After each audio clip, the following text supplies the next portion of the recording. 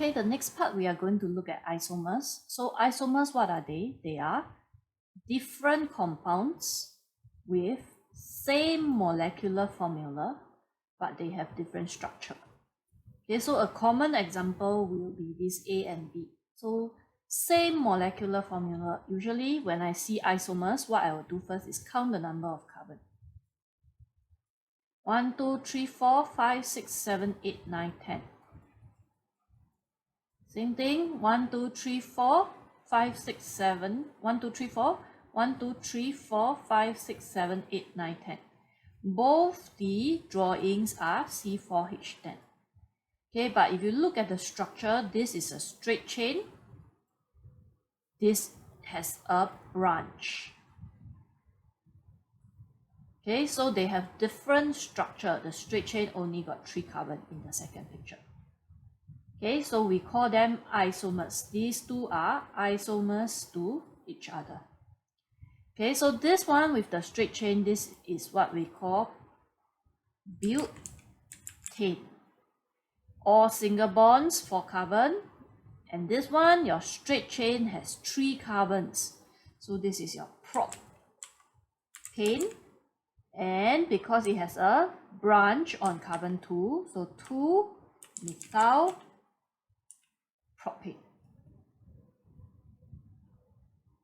Okay, as a checkpoint, let's draw propanol and name all the isomers. So propanol, OL, is an alcohol. So prop is 3 carbon.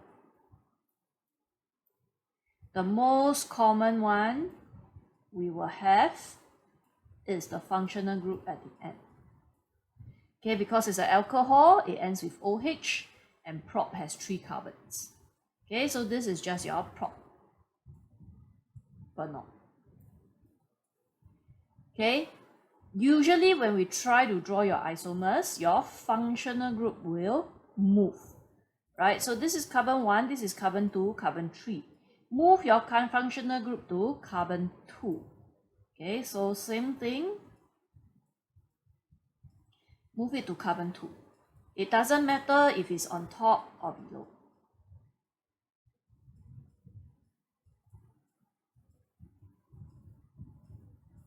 Or it's going to be a H.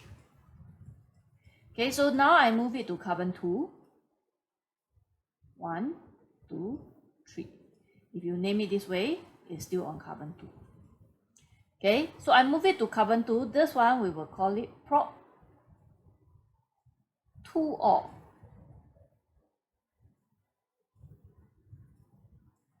Prop 2-ol. Okay, propanol, proper 2-ol. Okay, and then you think, oh, maybe I can move it to carbon 3. So let's try to move it to carbon 3 now. Okay, the important rule over here is, right, the functional group, carbon attached will give it the smallest number. So 1, 2, 3. This is your carbon 1 now, it's 3-dimensional. So this is exactly the same thing as this. Okay, so we have these 2 isomers. Okay, that's one, moving the functional group. The other idea we can do is to change the functional group. Okay, so it doesn't have to necessarily be an alcohol, it could be a ether. Okay, ether has this functional group. Okay, so now if you have this idea, you have a CH3. If I connect my O,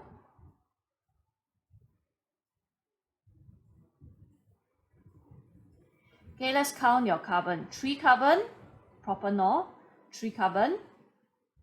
1, 2, 3, 4, 5, 6, 7, 7H. Actually, it's 8H and 1 O. C3H6, 1 O. Sorry, C3H8, 1 O. This is your propanol. Okay, so look at this drawing over here. Make sure your bonds are all correct, not just draw random drawings, yeah?